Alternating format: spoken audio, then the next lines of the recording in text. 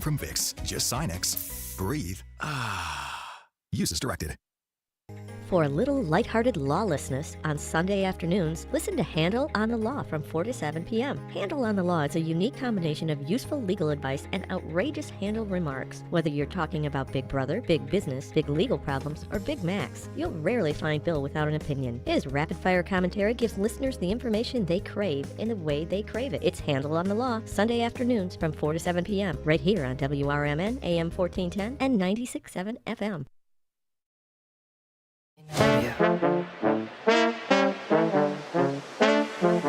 It's Jennifer Sanchez. You are watching the Wise Coffee Chat Show on WRMN 1410.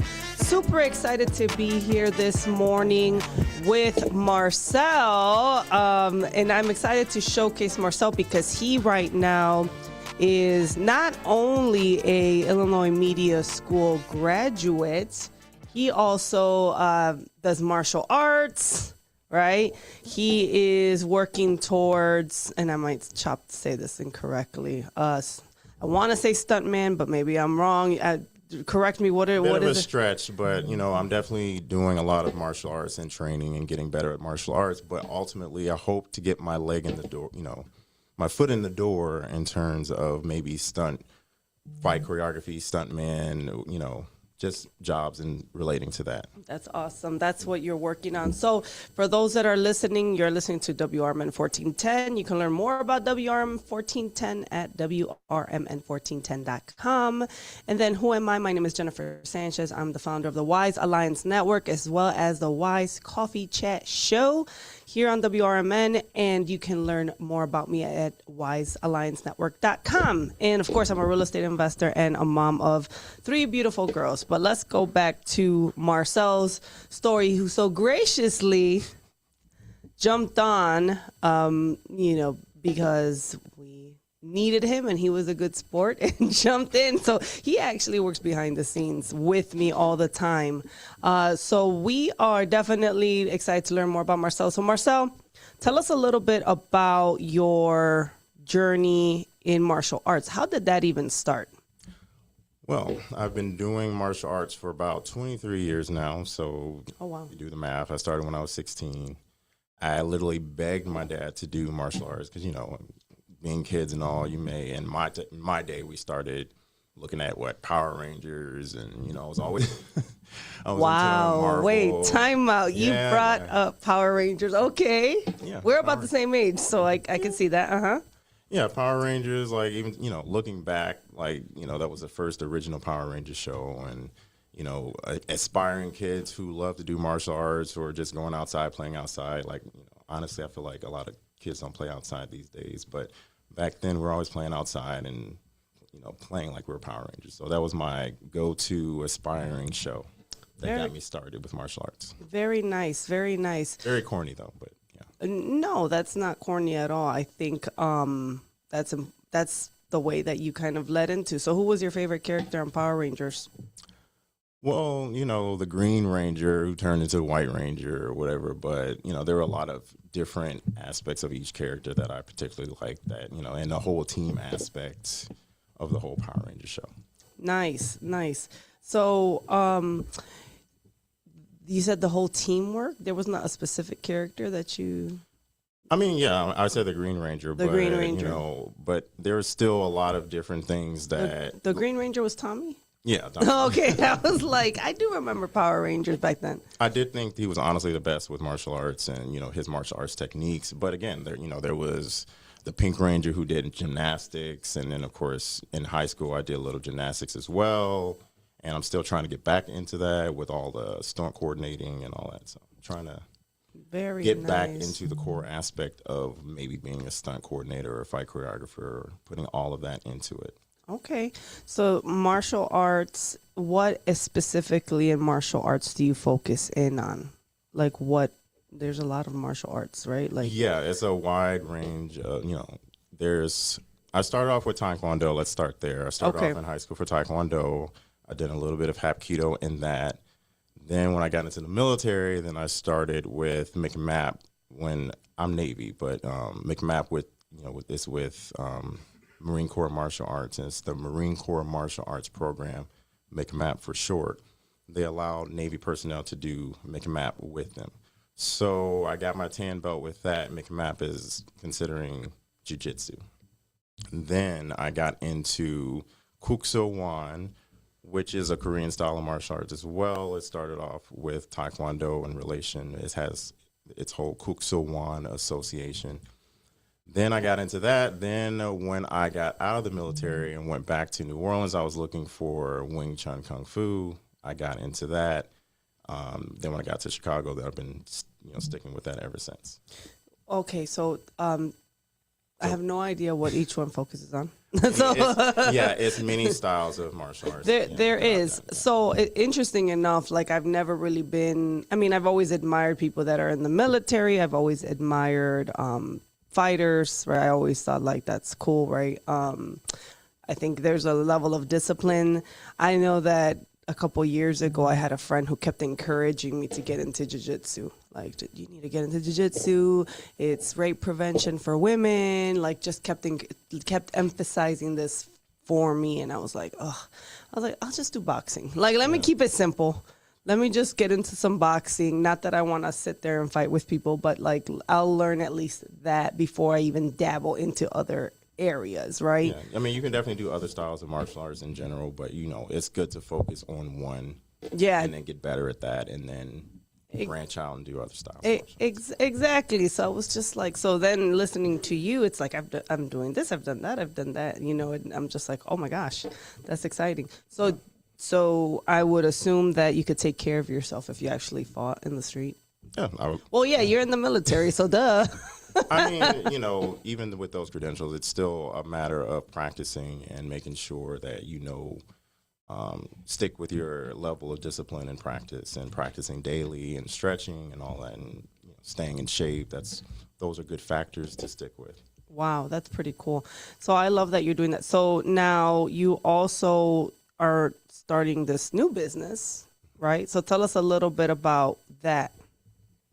Well, it's called Marcel Mind in Motion, and it's definitely going to focus a lot on mental health, martial arts, fitness, fight choreography.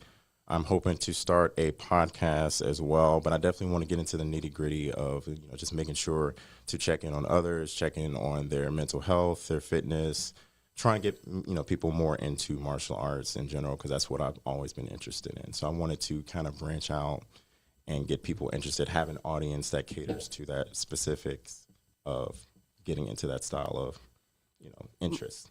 Okay, so you want people to get into martial arts, and that's pretty cool. And why is that? I don't know. For me, I just feel like it's definitely, helped me attain a level of discipline. And I should say, looking at other people, it's just I have this keen sense of checking out people's personalities, knowing how to engage with people. I feel like it's given me a level of confidence in how to approach people, how to approach life, or how to approach anything involving my interests. So I just want people to attain that level of confidence as well. So I feel like it's given me a lot. That's what to break it down for you. Okay. And you think so? Fighting, martial arts gives people confidence. Yeah, confidence, discipline, the ability to approach things in life in a better perspective, if you will. Why did you decide to get into the military? What was that decision? Why did you make that decision? Actually, it was something where I just could not get into school. I was planning to go to Embry-Riddle Aeronautical University, and now looking back, I realized that maybe if I did go to that school, I wouldn't have gotten anything out of it, because it wasn't really my interest. I just thought it was. So imagine wasting your parents' money in terms of going to a particular school, and it's not really your interest. Then I started to get into, psychology, but I realized that's more of a calling. So I realized that maybe that's, it wasn't for me. So things happen the way they're supposed to happen. Yeah, I love how now, being at the age that we are, right? Careful now. I know, right? We're young.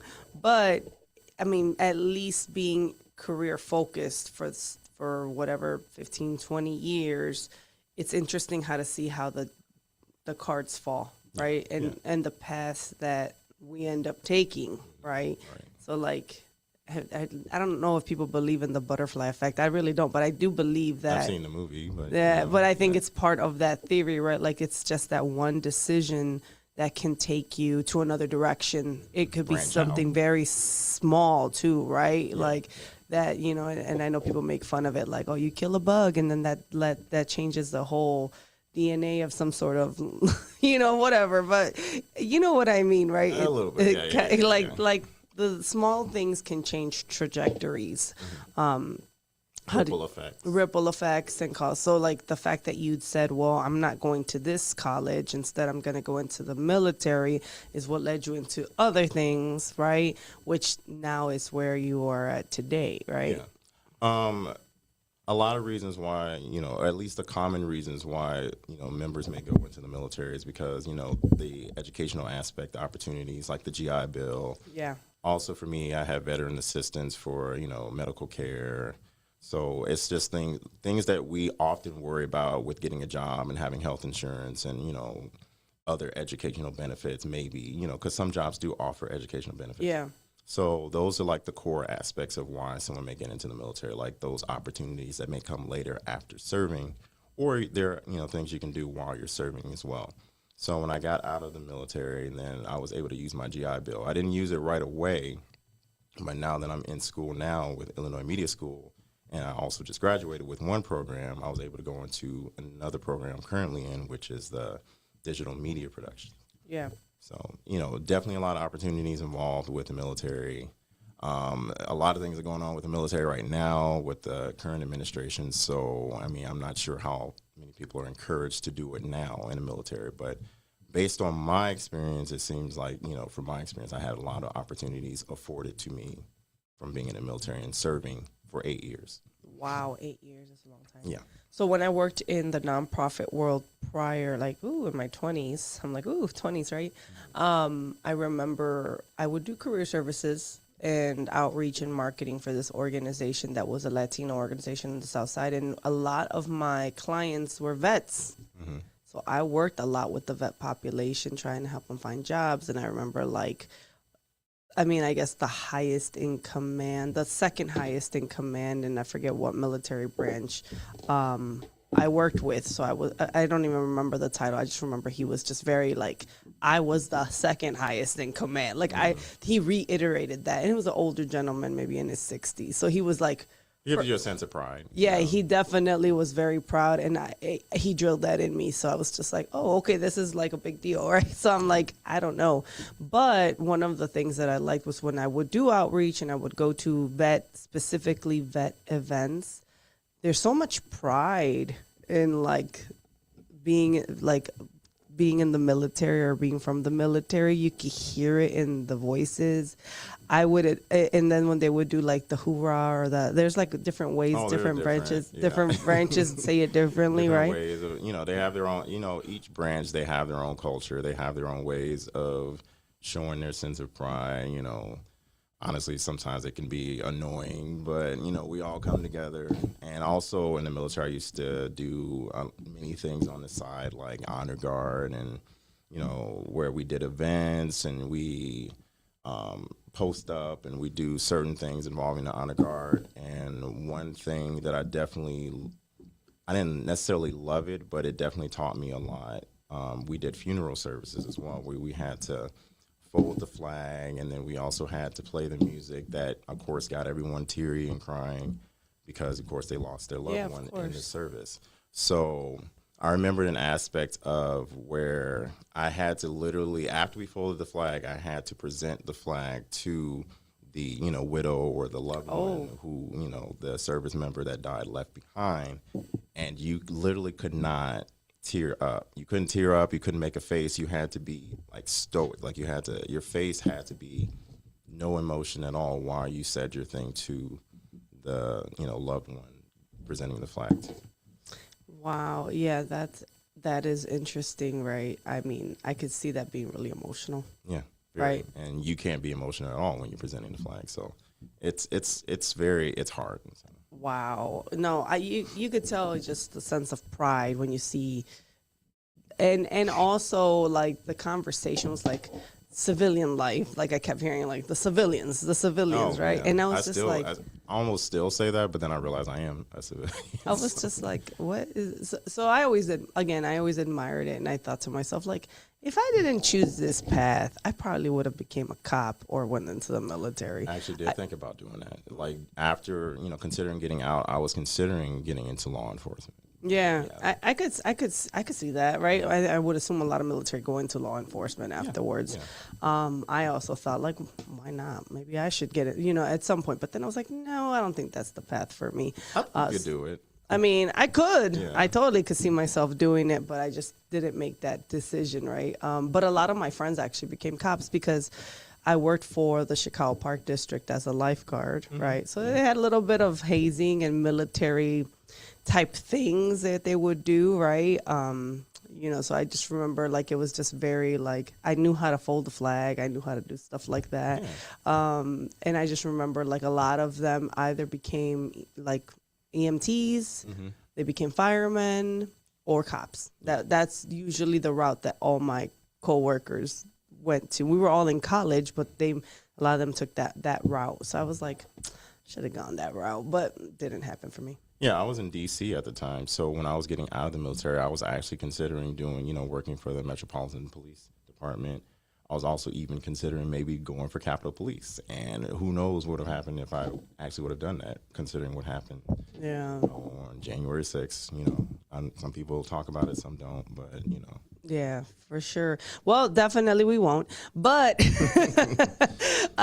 so what are the plans that you have now, right? What is it that in the trajectory? What are you trying to do now? Well, I'm in the middle of building, finalizing my website. Again, my branding name is going to be Marcel Mind in Motion. Again, it caters to mental health, fitness, martial arts, definitely getting into those core aspects. I feel like it's an essential part of life and being healthy and staying with, sticking with your principles and your interests, your hobbies. Working on that website. I hope to start a podcast to attribute to the website as well.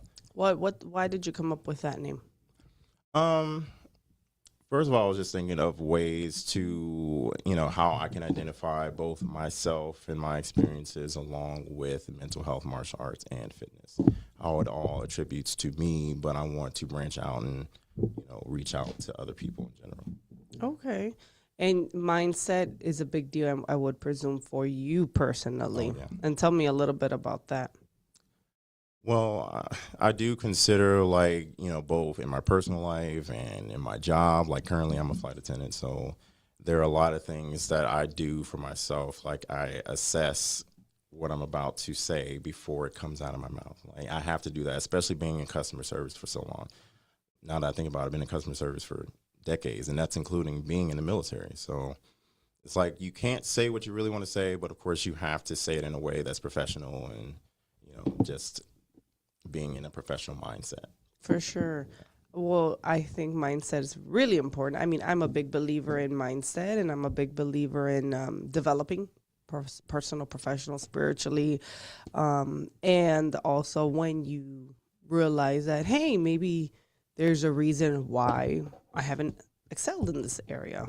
Maybe I need to look into this and see what's going on. What are the limitations? What are my barriers? What blocks am I dealing with? Maybe there's some mindset issues there that because sometimes you don't know where you're limited until you try it. You try it, or someone will expose it. Or sometimes I even said this in one of my videos in my Facebook. It's like, sometimes people, even being surrounded around certain people, it will challenge you to increase or better your mindset. You're like, wait, they think like this, they talk like this. How can I change my language? How can I change my lingo? Yeah. Right. And even then, I'm trying to, develop a better vocabulary in terms of, especially getting on air and speaking to an audience. And, you definitely want to be the better version of yourself you can be. So. Oh, absolutely. You have to, right? And I think it also goes with your brand, your personal brand. Yeah. I I mean, there's some people that go on air and they're really sports focused, right? Or there's people that will go on air and they're very culture focused, right? Very business oriented. So it just really depends on where is it that you want to go with your branding. I personally, I think I love business conversations. This is my thing, right? I love deep conversations in general. Oh, yes. Like, same. yeah, like if I could talk and we have a deep conversation, and I will go for hours. Honestly, if you let me. I cherish those moments. Like, you're having deep, methodical, philosophical, whatever kind of conversations you come up with. And it doesn't matter what age or, what age you are. If you can have that conversation with anybody, that you have that kind of bond. Exactly. And I think me and you are very similar in that we like we like those deep conversations, right? Because me and you sometimes can go at it with conversation just and then your interest too, whatever your interest is, right? We're Aquariuses. Yeah, exactly. So I get that. I was like, okay, we like to talk. And I remember years ago I went to this conference and I learned that there's my conversation style, I don't know if you've ever, this was based off their workshop. You could be someone that likes to fly the plane. That was the way that they positioned it. It was like there's two different type of conversation styles, right?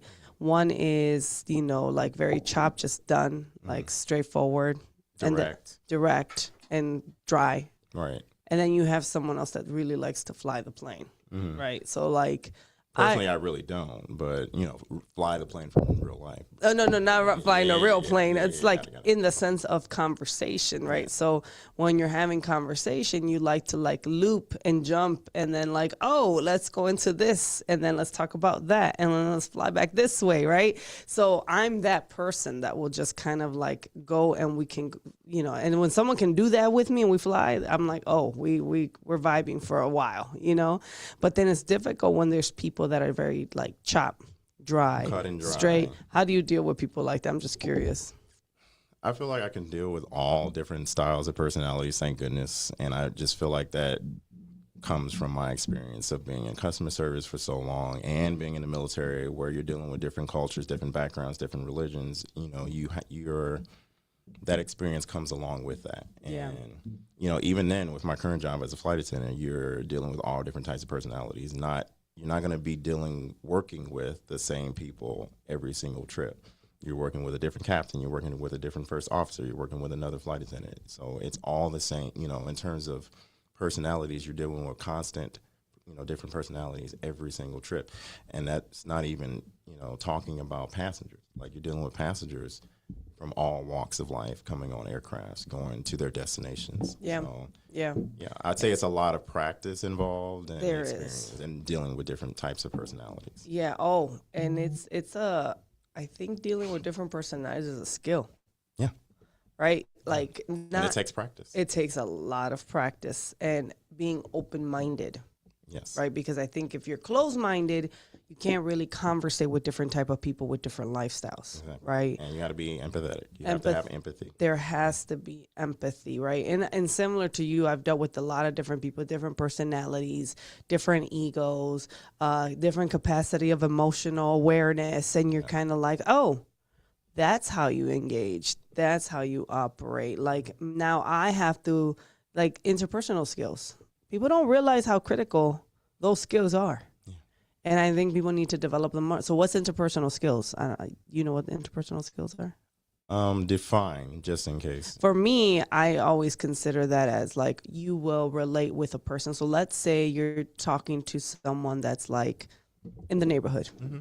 So you will change your lingo to match their lingo, right? So pretty much putting yourself in someone else's shoes, per se. To make them feel kind of comfortable. Yeah. So like I wouldn't talk to my director a certain way. I'm going to talk her lingo, the way she, like mirror her body language, mirror her gestures, because I'm making her comfortable conversating with me, just like I'll do it with all the students here or you, or like kind of figure out, okay, well, how does this person like to engage? Because you can't be yourself all the time with every single person. That's unrealistic. Same thing with work and your personal life. You Yeah. can't act a certain way at work, and you can't act, just like you act away in your personal life. Of course, it's hard.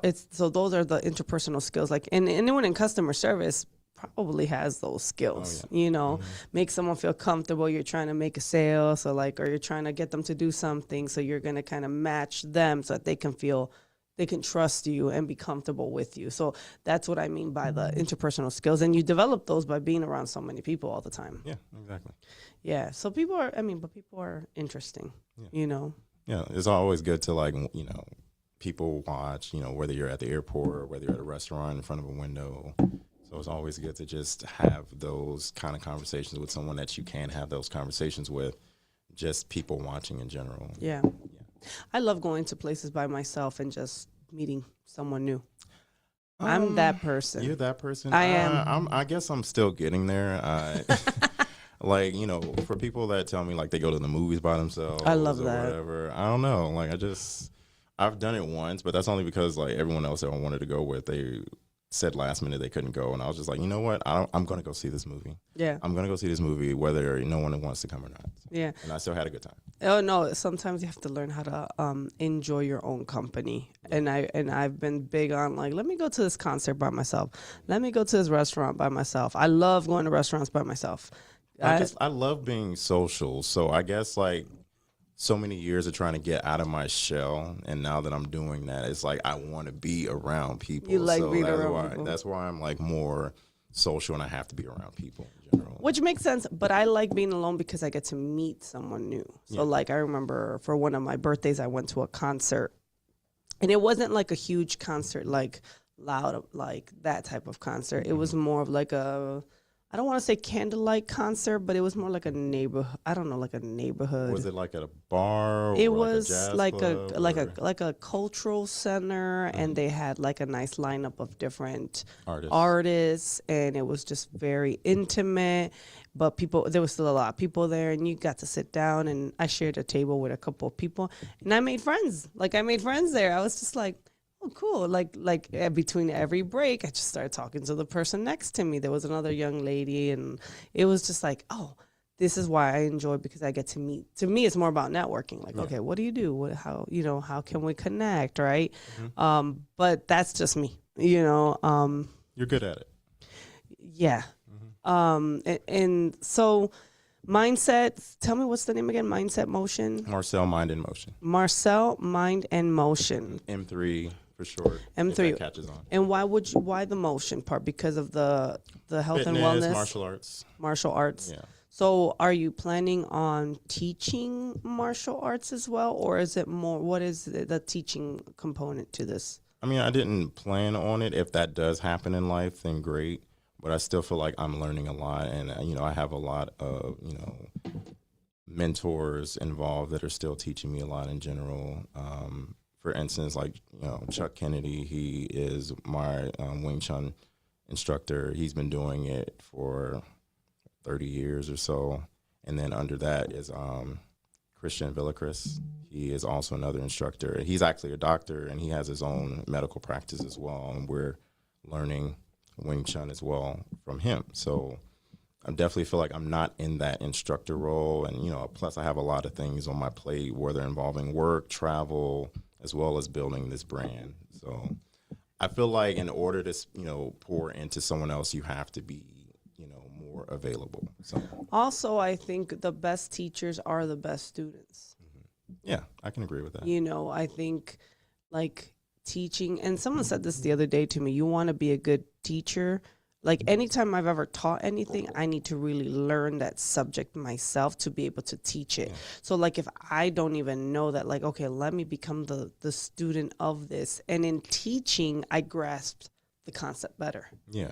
So, like, okay, let me teach about this theory or this Marlove's law or whatever that is, right? Where it's like, I remember I wanted to do a whole mini workshop on it, and I was like, I don't know too much about this, so let me study all this as much as possible and put a PowerPoint presentation together on it so I can regurgitate this information for the people that I was doing the workshop for.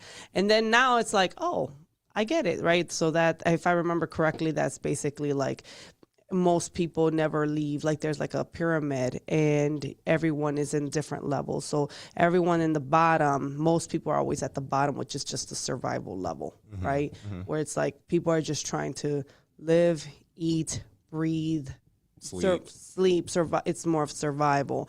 Then the next one is making sure like you're comfortable with like monetary things. And then like the next one's like finally when you get to the peak of the pyramid, it's when you can have full self-awareness and change in your life because now you're really focused on evolving as a person. Like you have more control of different aspects of your life. Correct. You feel more comfortable doing so. Correct. So, but the people at the bottom that are just in survival mode will never be able to evolve at the top peak, right? Because it's just so much. They're just so focused, which is how life is, right? Yeah. Like, can you imagine someone that's just trying to pay bills? Like, let me try to evolve and become this dynamic, speaker. It's kind of hard when it's like, I'm just trying to pay rent. I'm just trying to make it. I'm just trying to survive the next day. You don't have room for any more life experience yet. You have to, gain and develop more life experience and therefore move up, make mistakes, failure, and learn from those mistakes, all that. So that all of that life experience, you need that before climbing up the top of the ladder to get to the top. Yeah, for sure.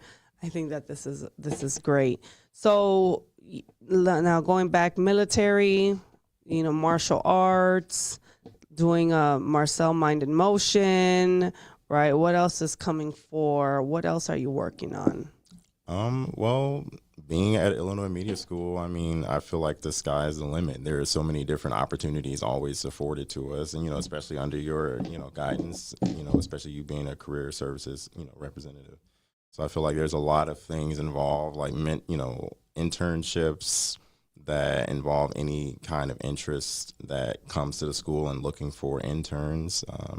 There's just so many different things. I'm trying to get better at, doing Adobe Pro and DaVinci and, all the different programs that help you create your vision. Again, like the core thing that I want to definitely work on is a lot involving fight choreography. I always get this feeling when I'm watching like a Marvel movie or a fight, anything involving like martial arts in general. I always get this feeling and I want to reenact it. So now that I have the means and the programs to do it, especially special effects, I definitely want to get into that, make it more my niche. So definitely want to get more into my creative sense and putting it out to my audience. Yeah, I like that. And what do you mean by fight choreography? Just in general, like, a fight scene in general, breaking it down. A lot of people don't think about it unless you're doing martial arts or whatever. You're going to want to know how you're doing that. How do you break this down? How do you do these moves? How do they get it in front of the camera and do it in a way where you're actually not hitting each other? So nice. So what we're going to do real quick is we're going to take a short break. But when we come back, we're going to be talking more with Marcel and the things that he is working on. So make sure you guys stay tuned. Don't touch that down.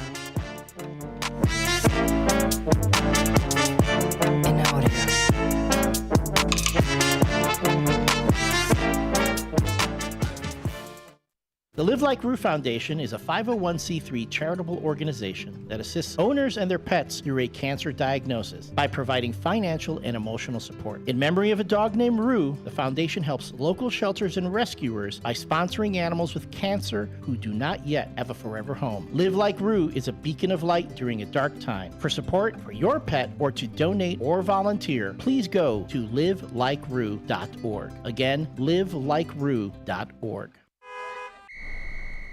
The road ahead can be unpredictable, but with the right partner, you're always moving forward. At Heartland Bank in Hampshire, we're with you. Every mile, every milestone. From savings to small business lending, we offer local decisions and personal service that gets you where you're going. Stop in at 819 Warner Street or call 847-683-4444. Heartland Bank, proud sponsor of America's First Responders Fest.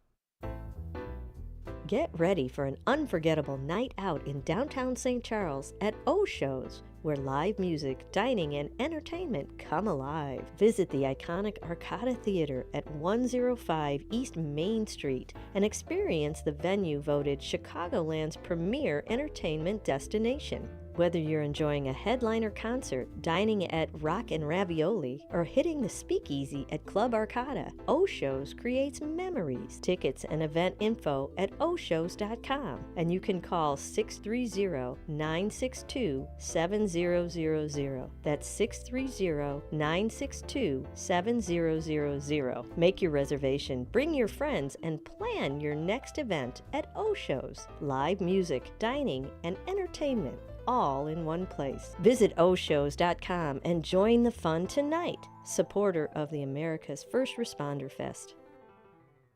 Hey Bears fans, want your business heard during every heart-pounding moment of the game? WRMN 1410 is now offering in-game ad spots for Chicago Bears broadcasts. Be a part of the action as thousands of die-hard listeners tune in each week. Whether it's a touchdown, turnover, or a timeout, your message will be right there in the mix. Spots are limited and going fast. Call WRMN 1410 today at 847-741-7700 and score big with in-game advertising that delivers results. Get in the game with the Chicago Bears on WRMN AM 1410. Did you get a call or message that mentioned Social Security that made you feel threatened or scared? That is not the Social Security Administration. Social Security will not threaten you, press you for personal information, or demand instant payment. Social Security does not accept payments by gift card, prepaid debit card, internet currency, or by mailing cash. Criminals use these forms of payment because they are hard to trace. Don't fall for it. Hang up, ignore them. Report this criminal activity to oig.ssa.gov. Produced at U.S. taxpayer expense.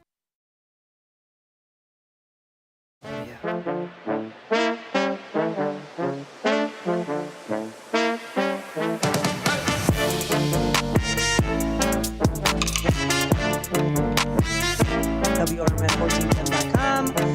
But it's been a great conversation with Marcel, who is the founder of Marcel Mind in Motion. And he also is a big, what'd you say, martial arts expert? Martial arts enthusiast, fitness enthusiast. Fitness, martial arts enthusiast, which I personally admire. I mean, I think, personally, I love, again, the fighters, the martial art people. Like, I think y'all are so cool. But for me, it's like, I'll just stick to boxing. I mean, it's still a type of martial art. It's still a fighting, but I don't want to, like, sit there. Like, I feel like I'm the type of person that if you put me to spar with someone, sparring is okay. Mm-hmm. But if you put me to, like, actually fight someone, I'll probably take that so personal and really try to fight you. And I can't, take take it into, like, a sports mindset, right? And that could be, again, just the way that I've been brought up.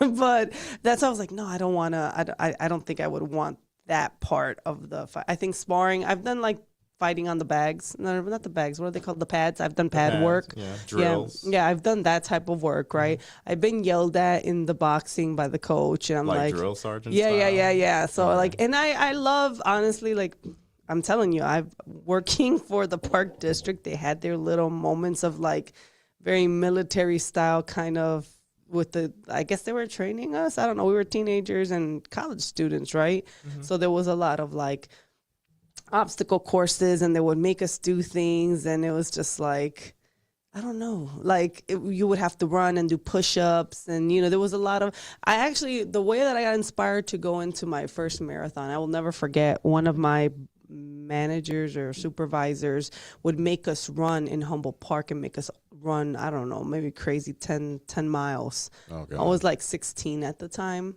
I hate running, so props to you for that. Yeah, I don't like running too, but I can make myself do it. I do like running. There's certain levels of running that I like. It has to be like fun, easy breezy, 12-minute, like slow, like not like, I'm not trying to run for my life here, right? We're just trying to enjoy the jog. But I remember at that age, because they were so big on like push-ups and workouts and all these things. Yeah, it was, they were so big on that I remember my supervisor was like, someday, Jennifer, you're going to run the marathon. Mm-hmm. And I remember thinking at 16, like, no, I'm not. In my mind, I was like, I'm not running that. What's wrong with you? And at that time, I was feistier. So it was like, no, sassy, this sassy 16-year-old. But I did too now. So it's like, I wish you call them back. I've lost connection with that person. And I wish that Ernie, if you're listening, if you ever come across this, I ran 2 marathons because of you. But that was because he planted that seed in me at 16 years old that I never thought, right? And it's funny how that, now that I think about it, even what we're talking about, those little small decisions lead you to whatever you're gonna go towards. So maybe at that point, if I didn't pursue that, or maybe ran that, or kept up with the health stuff, maybe I would have, who knows? I would have never ran the marathon, right? Yeah, the butterfly effect. The butterfly effect, yeah. Which I don't know if it's true or not. I just know there's a movie on it, but I'm like, it sounds. Yeah, it sounds with Ashton Kutcher, and way back when. It was an interesting movie. It was a very interesting movie. I remember watching that when I was a teenager, and I was like, wow, just that one decision changed the whole dynamic of that life, right? So it's like the thought, like that one. So it is like, I think choices and decisions that we make in life can be so drastic. Yes. And can be paradigm shifts for us. In a way, yeah. I mean, have you ever studied quantum physics? No. Okay, so there's quantum leaps. And I've had a lot of coaches that talk about it, where you just make that one decision, right? Like, so like, let's say like you just say, I'm going to go for this, and it's so out of your comfort zone, but that will change the trajectory of your whole life and take you to another level. Yeah. I mean, there was a whole show about that, way back when, and then I know they're trying to do a revival. Oh, really? Quantum leap. Yeah. Oh, I would love that. Yeah, really? I mean, I got to look more into it, but it's definitely something that I would definitely look at. Like, the show was like, what, in the 70s and 80s? Oh, was it? Like and now I'm going to look it up. Quantum leap. Quantum leap. So, for example, like you in the military, right? When you made the decision to sign up to the military, that changed the whole trajectory of your life. Yeah, because who knows where I would be without it? Because, again, I got many benefits involved. Like, my educational benefits, my medical benefits, who knows what would happen if I didn't have that. I wouldn't even be going to Illinois Media School or graduating with one program, going into, already in another one. Yeah. And, also contemplating another program after this current one. So, yeah, without that, GI Bill, which, again, a lot of military service members go into because they want the educational benefits and the medical benefits and the security of being in the military. Even to this day, like, there are a lot of friends of mine that are still in the service who, are trying to, get into retirement. It's like 20 years for active duty, and then you could still be in reserve, and it's a certain requirement for that at a certain age. But, they do it for the security. Like, even then to this day, being a civilian and being a veteran, it's like, while being in the military, they, kept track of you. Of course, you're signing your life away to the military, but they do take care of you. They take care of you, make sure you're going to your appointments, going to your doctor's appointments or dental appointments, and, making sure you're keeping up with all of that. Now, being a civilian is just like, unless you're on top of that, it's just you realize how much time goes by without someone telling you, hey, you need to go to your dental appointment. Hey, you need to go to your medical appointment. Yeah. So. Do you wake up in the morning and make your bed first thing in the morning? Are you that? I'm trying to stick with that. I do it every now and then, but I definitely try and make that a positive experience. Yeah, just trying to keep that consistent. Yeah, right. Because I know that's a big thing, right? In the military, it's like get up and do your bed, right? Yeah, I remember boot camp and all that. Like, we had to do all that every day, and drills, and be reprimanded if we didn't finish in time, or I remember actually being in boot camp. There was this one thing where we had to do like inspections, and I remember we had to go into our bunks because, we have bunk beds in, boot camp. And I went into one of my drawers to get something out, and I had cut myself on a razor, right? So then we had to get in line, and they were doing inspection. I didn't finish something in time. I think we had to fold something. We had to fold things a certain way. It was just like a lot of mental drills involved into these inspections. So anyway, I cut myself on one of my razors in my drawer, and I was just like, well, I got to get this done. Like, I don't care if I'm bleeding right now. Yeah. So then I finished, and we're sitting in line. They call time, and I'm sitting there at attention, and they said that I didn't finish something, and I'm like, great. I'm feeling terrible. I'm feeling bad because, it's already bad enough you're in boot camp, and, you're feeling bad you didn't get something done. How are they grading you for this? So anyway, literally drops of blood are falling on the floor. I guess it was so quiet in there you can hear it. So one of my instructors came over and they saw that I was bleeding. And then, of course, they realized that I did everything I needed to, but I didn't get done in time. But I still finished with everything going on with me bleeding, my hand bleeding on the floor. Oh, wow. So, yeah. So I guess they found that to be like a great thing in terms of how I handled it despite my drawback. You still pushed through. You still made it happen regardless of like what you were. Yeah. The grit, right? The it's really like the grit. Now that I'm listening to you, have you ever done like those warrior dashes or Spartan races?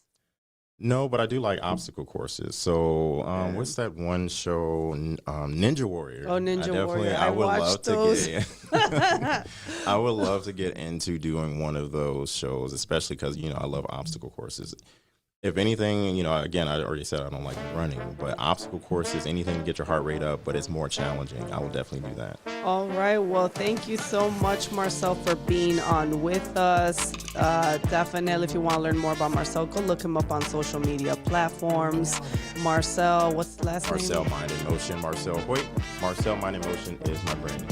So thank you so much, and you are listening to a Weiss Coffee Chat Show on WRMN 1410. You guys have a great rest of your week. God bless.